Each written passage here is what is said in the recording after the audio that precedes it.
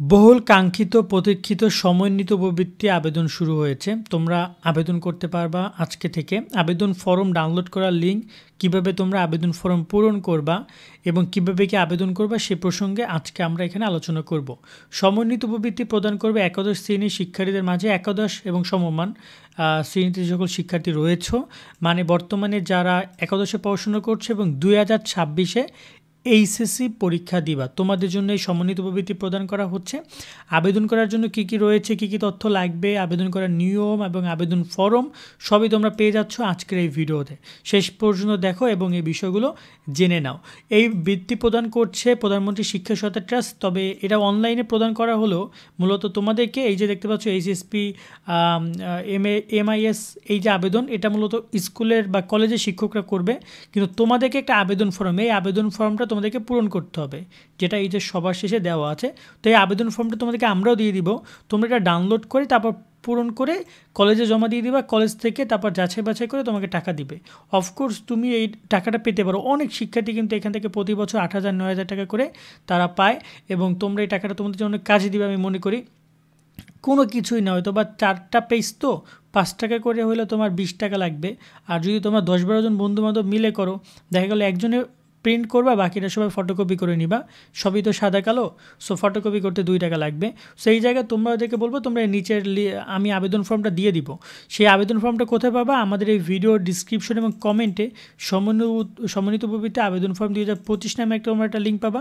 সেটা নিচে আসলে তোমরা এই যে বিশেষ সুবিধা, আবেদন করতে কী কী লাগবে এগুলো তোমরা জানতে পারবা। তার সাথে এখানে আবেদন করার নিয়মে এবং আবেদন ফর্ম ডাউনলোড করে বাটনে ক্লিক করলে এখান থেকেও ডাউনলোড করতে পারবা।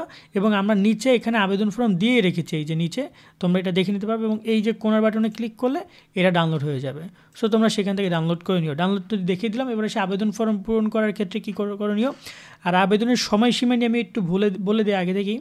এইচএসসি 2026 শিক্ষার্থীরা, বাংলা ইংরেজি আইসিটি নিয়ে আমি জানি তোমরা অনেকেই দুশ্চিন্তা করছো। তোমাদের জন্য চলে এসেছে নাইট পাবলিকেশনের এই 3টা বই। সে Bangla A+, Bangla first paper second paper সব কিছু তোমরা পাবা এখান থেকে। হুবহু তোমাদের পরীক্ষায় কমন পড়বে। তার সাথে রয়েছে ইংরেজি A+, এখানে ইংরেজি ফার্স্ট পেপার সেকেন্ড পেপার তুমি সব পেয়ে যাবে, অনুবাদ সহ, লেখার নিয়ম থেকে শুরু করে সিন আনসিন। তার সাথে পেয়ে যাচ্ছ তুমি আইসিটি ম্যাজিক। আইসিটির জন্য দারুণ তার সাথে প্রত্যেকটা বই, একটা বিশেষত বিষয় রয়েছে, প্রত্যেকটা একটা ইউটিউব ক্লাসগুলো তুমি কিওয়ার্ড করে স্ক্যান করলে পেয়ে যাবা। তোমরা এই বইগুলো সংগ্রহ করতে পারবা night24.com ওয়েবসাইট থেকে। ভিডিওর নিচে তোমরা অবশ্যই তাদের ওয়েবসাইট এবং তাদের ফোন নাম্বার পেয়ে যাবা, সেখানে হোয়াটসঅ্যাপ করলে তোমরা অর্ডারগুলো কমপ্লিট করতে পারবা। আবেদন প্রদান করা হবে এখানে তোমরা যে আবেদন করতে পারবা এটা নিয়ে তারা বলেছে যে তারিখ অনুযায়ী 11 তারিখ থেকে, মানে ফেব্রুয়ারি 11 তারিখ থেকে 2 তারিখ পর্যন্ত আবেদন করা যাবে। 2 তারিখের পরে অটোমেটিক্যালি তারা অনলাইনের কিন্তু এটা বন্ধ করে দিবে। সো তোমরা অবশ্যই 2 তারিখের আগে আবেদন করবা, কারণ এই তথ্যগুলো আবার একে একে সব সফটওয়্যারে এন্ট্রি করতে হবে। তার মানে এটা কিন্তু খুব মুখের কথা না, এটা কাজ করতে অনেক সময় লাগবে। সো আশা করি তোমরা বিষয়গুলো বুঝেছো। সো এটা হচ্ছে আসলে এই এইচএসপি, এগুলো হচ্ছে কলেজের কাজ, কলেজের শিক্ষকরা এখানে কাজ করবে, তোমাদের এখানে কোনো কাজ নেই। তোমরা জাস্ট আমরা যে ফর্মটা দিচ্ছি সেটা পূরণ করে জমা দিয়ে দিলেই হয়ে যাবে কাজ। আর চলো এবার দেখিয়ে দিই কীভাবে কী করবা না করবা। সো এই টাকাটা তোমরা কিন্তু দীর্ঘমেয়াদী আকারে পাবা, টোটাল 2 বছর টাকা পাবা। অলরেডি যে কয় মাস গেছে সেই কয় মাসের টাকাও তোমাদেরকে দিয়ে দিবে যারা, সেটা নিয়ে প্যারা খাওয়ার কিছু নাই। আরও অনেক বিষয় আছে, তোমরা চাইলে সেগুলো এখান থেকে বিজ্ঞপ্তি পড়ে জেনে নিতে পারো। এই যে নিচে তোমাদের এই যে বিজ্ঞপ্তি, এর সাথে অ্যাটাচ করা আছে, ওকে, আবেদন ফর্মের সাথে। তো এবার যদি আমরা দেখি আবেদন ফর্মে কী কী পূরণ করবা, এখানে দেখতে পাচ্ছ প্রথমেই রয়েছে আবেদন ফর্ম অর্থ বছর হচ্ছে 24-25, এর আগের বছরগুলো কিন্তু হইলে হবে না, তোমাদের এই নতুন 24-25-এ অর্থ বছর লাগবে। আর ভর্তি শিক্ষাবর্ষ হচ্ছে 24, যেটা তোমরা এসএসসি 24-এ দিছো। আর তোমার এখানে একটা ছবি দিতে হবে, পাসপোর্ট সাইজের একটা ছবি। এখানে তোমার পিছনে নিজের নাম লিখে এখানে একটা পিন আপ করে দিবা, ঠিক আছে? পিন আপ করে দিবা, কেউ আবার গাম লাগাইতে যায়ও না, পিন আপ করে দিবা। দেন ব্যক্তিগত তথ্য দিয়ে শুরু করবা। এখানে তোমার যে তথ্যগুলো দিতে হবে এগুলো তোমরা সবই জানো। শিক্ষার্থীর নাম বাংলা লিখবা, শিক্ষার্থীর নাম ইংরেজিতে বড় হাতের লিখে দিবা, পিতার এনআইডি কার্ড নাম্বার লিখবা, পিতার জন্ম তারিখ লিখবা। তারপর হচ্ছে যে এখানে পিতার 10 অথবা 16 ডিজিটের মানে যে এনআইডি কার্ড নাম্বার, সেক্ষেত্রে পিতার নাম বাংলায় লিখবা, পিতার নাম ইংরেজিতে লিখবা। আর মাতার নামও তুমি আবার লিখবা, মাতার ওই সেম তথ্য, মাতার এনআইডি কার্ড, জন্ম তারিখ, মাতার নাম বাংলা ইংরেজিতে লিখে দিবা। তারপর তোমার 17 ডিজিটের জন্ম নিবন্ধন সনদ নাম্বারটা তুমি এখানে লিখে দিবা। সবারই জানি জন্ম নিবন্ধন নাম্বার কিন্তু আছে, সেটা তুমি এখানে লিখে দিবা। এবং তোমার জন্ম তারিখটা তুমি এখানে লিখে দিবা। জন্ম তারিখ লেখার ক্ষেত্রে আগে লিখবা মাস, তারপরে আগে লিখবা মানে তারিখ, ডে, দেন মাস, দেন হচ্ছে ইয়ার লিখবা। আর শিক্ষার্থীর জেন্ডার পুরুষ মহিলা তৃতীয় লিঙ্গ যেটা হবে সেটা তুমি সিলেক্ট করবা। ওকে, তুমি পুরুষের উপর একটা সিলেক্ট করবা। তোমার যদি তৃতীয় লিঙ্গ হয় তাহলে প্রমাণ সংযুক্ত করতে হবে, সেটা যারা বলে দিয়েছে।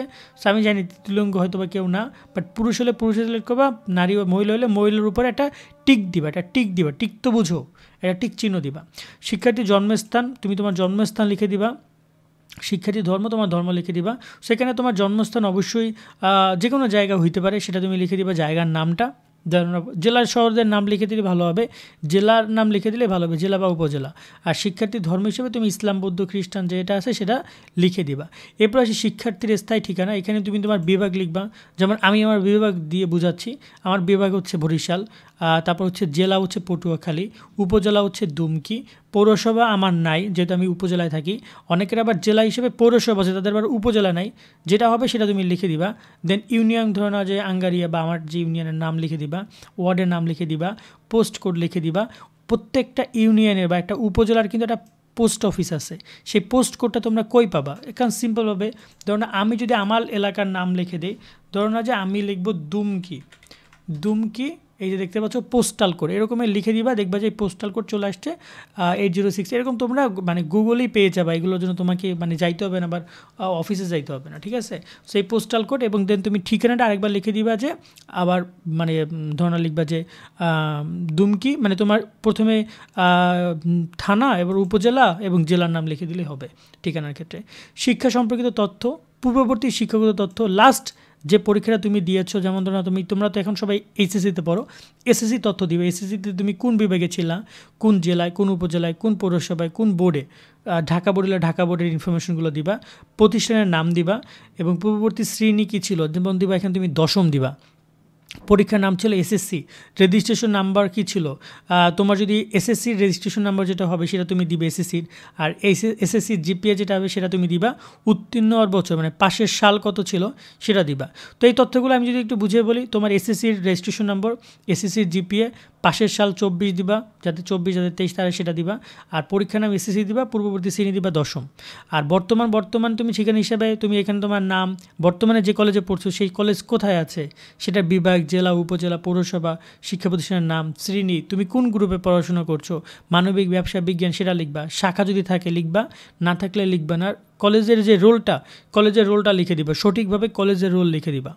তারপর হচ্ছে অভিভাবকের তথ্যের ক্ষেত্রে তুমি এখানে তোমার অভিভাবকের এনআইডি কার্ড নাম্বার, দেখো এখানে পিতামাতা সম্পর্কে পিতামাতা বা অন্য এখানে বুঝো, কিন্তু উপরে যদি তুমি পিতামাতা তথ্য দিয়েছো তিনি অভিভাবক নাই হতে পারে। অভিভাবক দেখা গেলো পিতামাতা কেউ মারা গেছে, সেক্ষেত্রে অভিভাবক কিন্তু তৃতীয় ব্যক্তি হতে পারে। সেক্ষেত্রে তুমি লিখে দেবে সম্পর্ক, এখানে অন্যান্য হিসাবে যদি মামা হয়, চাচা লিখে দিবা। আর যদি পিতামাতা হয় তাহলে পিতা লিখবা বা মাতা লিখবা এবং মাতার এনআইডি কার্ড নাম্বার, তার নাম, তার পেশা, ইমেল অ্যাড্রেস যদি থাকে, জন্ম নিবন্ধন সনদ নাম্বার যদি থাকে দিবা, নাম্বার, জন্ম তারিখ লিখবা, তার ইংরেজিতে নাম লিখবা, তার মোবাইল নাম্বার লিখবা। এই তথ্যগুলো সঠিক হইতে হবে। এটা অভিভাবক যে কেউ হইতে পারে, পিতা মাতা বা অন্য যে কেউ। তবে যদি তোমার পিতামাতা বেঁচে থাকে, উচিত হবে তোমার পিতামাতাকেই তাদেরকে এখানে অভিভাবক হিসেবে করে এবং তাদের মোবাইলে কিন্তু কল দেওয়া হইতে পারে। সেরপর হচ্ছে অভিভাবকের স্থায়ী ঠিকানা, তোমার অভিভাবক কোথায় থাকে তার স্থায়ী ঠিকানা বেসিক্যালি তোমার যেটা হবে অভিভাবকেরও তাই হইতে পারে। বিভাগ যেমন বরিশাল, পটুয়াখালী, তারপর হচ্ছে দুমকি, তারপর হচ্ছে আঙ্গারিয়া, তারপর এখানে ওয়ার্ড 9, পোস্ট কোড আমি দিলাম 806 এবং ঠিকানা আমি আমার মতো করে যেটা আমি দিয়েছিলাম সেটা আমি এখানে দিয়ে দিলাম। এই পরে আসি গুরুত্বপূর্ণ যে জায়গাটা, সেটা হচ্ছে শিক্ষার্থী আর্থিক অবস্থা সংক্রান্ত তথ্য ঠিক দিতে হবে। এই জায়গায় কে আবেদনকারী পড়ালেখার খরচ বহন করে, বাবা মা বা বাবা মা ব্যতীত অন্য কেউ, যেটা হবে সেটা তুমি টিক দিবা। টিক এরকম একটা টিক দিবা। আমার মাউসে কি তোমরা বুঝতেছো টিক চিহ্ন কাকে বলে? আমি তোমাদেরকে একটু টিক চিহ্ন দেখাই, যে রাইট, রাইট, ওকে, রাইটের যে একটা তোমার যে টিক চিহ্ন আছে, ইমেজটা আমি তোমাদেরকে এই যে এই টিক চিহ্নটা তোমরা দিবা, এই টিক চিহ্নটা তোমরা সব জায়গায় এখানে দিয়ে দিও। ওকে, তাহলে তোমাদের জন্য বিষয়টা ভালো হবে। এই টিক চিহ্নটা তোমরা জাস্ট প্রত্যেকটা ঘরের সামনে লিখে দিবা, যেটা হবে মা হলে মার উপর টিক। আবেদনকারীকে বাংলাদেশের ক্ষুদ্র নিগোষ্ঠী পরিবেশ সদস্য না হলে না, আর যদি হ্যাঁ হয় তাহলে সেই গোষ্ঠীর নাম পরবর্তী কিন্তু ডকুমেন্টও সাবমিট করতে হবে। আবেদনকারীকে মুক্তিযোদ্ধার প্রজন্ম, যদি হ্যাঁ হয় হ্যাঁ দিবা, না হলে না, এবং এখানে অবশ্যই সেটা ডকুমেন্ট দিতে হবে এবং বীর মুক্তিযোদ্ধার নাম, তার সম্পর্ক লিখে দিতে হবে। অভিভাবকের শিক্ষাগত যোগ্যতা কি, তোমার যে অভিভাবক যাকে দিয়েছ তাই সে কি নিরক্ষর বা স্নাতক পর্যায়ে নিম্নে, মানে স্নাতক পাশ করেছে বা নিম্নে আছে নাকি স্নাতক পাশ করেছে, মানে অনার্স করেছে নাকি করেনি। যদি না করে তাহলে এটা দিবা, আর যদি করে তাহলে এটা দিবা। বাট অনেকেই দেখা যায় নিরক্ষর অভিভাবক অভিভাবক, পিতামাতা বা স্বামী স্ত্রী শিক্ষাগত যোগ্যতা কেমন, অভিভাবকের স্বামী, অভিভাবক যদি তোমার বাবা হয় তাহলে তার বইয়ের মানে তোমার মায়ের যোগ্যতা কেমন হবে, আবার যদি অভিভাবক তোমার মা দিয়ে থাকো তুমি উপরে তাহলে তার স্বামী মানে তোমার বাবার যোগ্যতা কেমন হবে সেই সম্পর্কিত ডকুমেন্টগুলো তুমি এখানে দিবা। আবেদনকারী কি সরকারি কোনো উৎস থেকে শিক্ষা উপবৃত্তি পান, যদি হ্যাঁ হয় তাহলে দিবা উপবৃত্তি পাই, শিক্ষাবৃত্তি বা উপবৃত্তি পাই, আর যদি না হয় তাহলে নার উপরে ক্লিক করে দিবা, কারণ এখানে হ্যাঁ যদি হয় পরবর্তী কিন্তু ডকুমেন্ট সাবমিট করতে হতে পারে। আবেদনকারী কি শারীরিক প্রতিবন্ধিতার কার্ড আসছে, প্রতিবন্ধিতার কার্ড যদি থাকে সেটা তুমি এখানে সিলেক্ট করে দিবা, যদি না থাকে তাহলে নাই। এটা কিন্তু খুবই গুরুত্বপূর্ণ একটা পয়েন্ট, এই কারণে অনেক শিক্ষার্থী উপবৃত্তি পায়। তা প্রতিবন্ধী যদি না হয় তাহলে কিন্তু দিও না, শুধু কারণ কার্ড কিন্তু প্রমাণ দিতে হবে, যে প্রমাণ দিতে হবে কিন্তু বলে দিয়েছে। তারপর হচ্ছে অভিভাবক প্রতিবন্ধী আছে কিনা, আবেদনকারী বাবা মা ব্যতীত অন্য কোনো সদস্য জন্মগতভাবে বা দীর্ঘমেয়াদী ভুগছে কিনা সে বিষয়গুলো যেটা হবে সেটা দিবে। আবেদনকারী জন্ম তারিখ, এখানে ওরকমভাবে কোনো কিছু নাই যে খুবই কঠিন, এখানে তোমাকে যা চাওয়া হয়েছে সব কিছু খুব ইজিলি তুমি সেটা টিক দিতে পারবা। যেমন এখানে বাবা মা দুজনই জীবিত আছে নাকি একজন জীবিত নাকি একজনও জীবিত নাই, যেটা হবে সেটা তুমি টিক দিবা। 18 বছর নিচে পরিবার সদস্য সংখ্যা কতজন সেটা টিক দিবা। আবেদনকারী কোন এলাকায় বসবাস, পাহাড়ি এলাকা, চর, বস্তি, প্রান্তন, ছিটমহল, সমতল। তো নর্মালি এখানে দেখা যায় বেশিরভাগ মানুষের সমতলে বসবাস, বেশিরভাগ মানুষের চর, হাওর বা প্রান্তন, ছিটমহল খুবই কম আছে, যাই হোক না কেন। আবেদনকারী বাড়ির কয়টি কক্ষ আছে, কি বিদ্যুৎ আছে কি না, তারপর টয়লেট কোন ধরনের, টেলিভিশন কোন ধরনের, কিসে রান্না হয়, এগুলো দিয়ে দিবে। এগুলো টুকটাক একটু ব্যক্তিগত তথ্য জানতে চাইছে, এতে করে বোঝা যাবে তোমার পারিপার্শ্বিক অবস্থা কী। এই তথ্যগুলোর মাধ্যমে তুমি কমপ্লিট করবা তোমার আবেদন। খুব বেশি না, অনেকগুলোই আবার চাইছে, আবার খুব কমও না। আর সবার শেষে এসে পেমেন্টে দিতে হবে নগদ অ্যাকাউন্ট নাম্বার। তুমি এখানে তোমার যে নগদ অ্যাকাউন্টটা কার নামে খোলা সেই নামটা তুমি লিখে দিবা, সেই মোবাইল নাম্বার তুমি এখানে লিখে দিবা, এবং হচ্ছে তার অ্যাকাউন্ট নাম্বারটা তুমি লিখে দিবা। সাপোজ তোমার অ্যাকাউন্ট নাম্বারটা খোলা তোমার বাবার নাম্বারে, সেক্ষেত্রে তুমি তোমার বাবার নাম লিখবা এখানে, তারপর তুমি বাবার মোবাইল নাম্বার লিখবা, এবং তুমি তোমার বাবার জন্ম নিবন্ধন নাম্বার এখানে জাতীয় পরিচয়পত্র নাম্বার এখানে তুমি লিখে দিবা। মনে রাখবা তুমি হয়তো ফোন চালাও, তোমার হয়তো নাম্বার আছে, এখন যদি এখানে তথ্যগুলো না মেলে তুমি তোমার যে নাম্বারটা যার অ্যাকাউন্ট দিয়ে খুলছো তার তথ্য দিলেও হবে।